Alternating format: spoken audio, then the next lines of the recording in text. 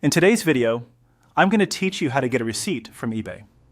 If you've made a purchase and need to have a copy of your receipt, whether for personal records, warranty claims, or even tax purposes, this guide will walk you through the process so you can easily download it.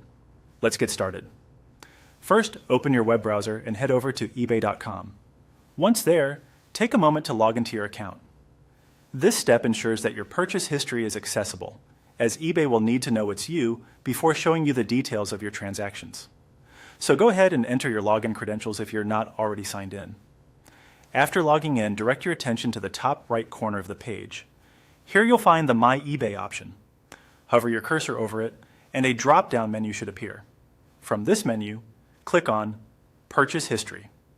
This section holds a record of all the items you've bought on eBay, and it's the starting point for retrieving your receipt. Once you're in the Purchase History section, you'll see a list of your past orders.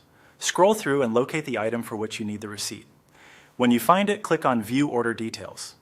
This link will take you to a detailed page of that particular transaction, showing information such as the seller, item details, and payment specifics.